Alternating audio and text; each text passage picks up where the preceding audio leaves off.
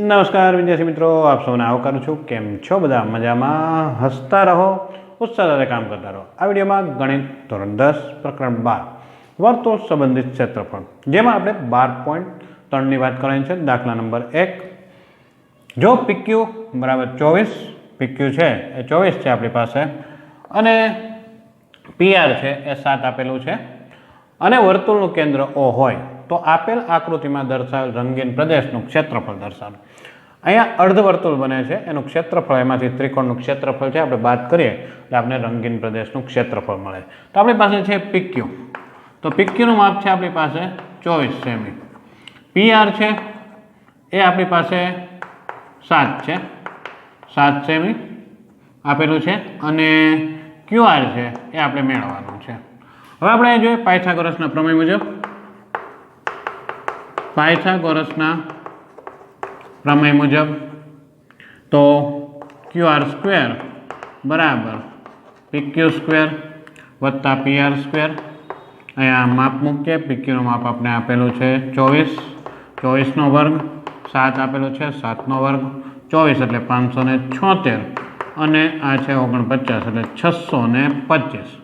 તો QR છે આપને 25 સેમી મળે છે, જે વર્તુળનો વ્યાસ છે, જેનો અડધું માપ કરીએ એટલે આપણે ત્રિજ્યા પ્રાપ્ત થાય.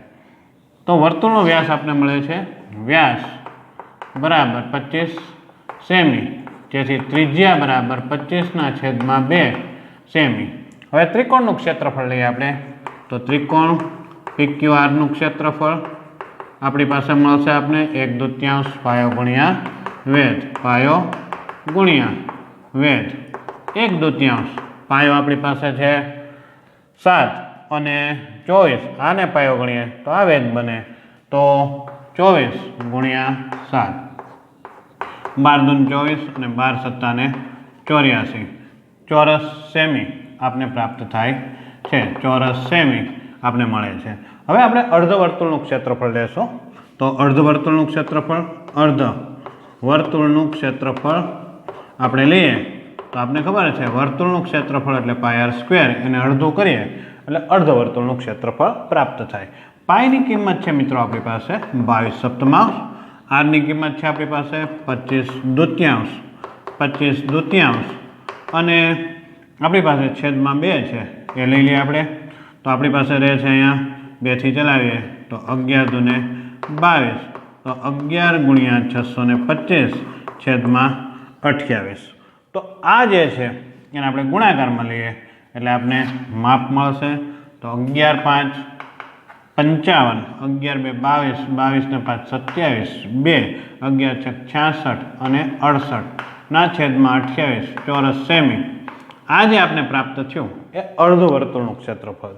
હવે અર્ધવર્તુળમાંથી આપણે ત્રિકોણ બાદ કરીએ એટલે આપણે રંગીન ભાગનું ક્ષેત્રફળ મળે.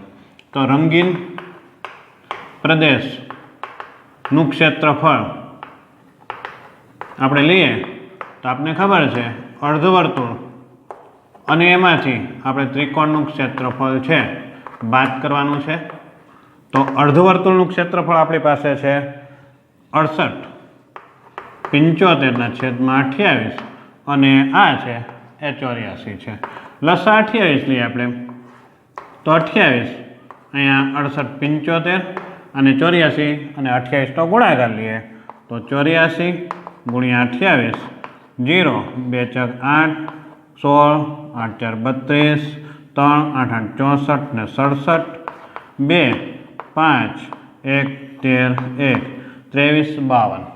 તો અહીંયા આપણે મળે છે 23 52. બેની બાદ બાકી લઈએ આપણે. 5માંથી 2 જાય, 3 7માંથી 5 જાય, 2 8માંથી 3 જાય, 5 અને 4 છેદમાં મળે છે 28 ચોરસ સેમી. આ જે મળે છે એ રંગીન ભાગનું ક્ષેત્રફળ આપને પ્રાપ્ત થયું મિત્રો. તો આ રીતે આપણે આકૃતિ પરથી જોઈ લેવાનું છે કે વ્યાસ ક્યાં છે, ત્રિકોણનું ક્ષેત્રફળ અને અર્ધવર્તુળનું ક્ષેત્રફળ આપણે બાદ કરીએ એટલે આપણે રંગીન પ્રદેશનું ક્ષેત્રફળ પ્રાપ્ત થતું હોય છે. બસ હસતા રહો અને ઉત્સાહ સાથે કામ કરો. જય હિન્દ.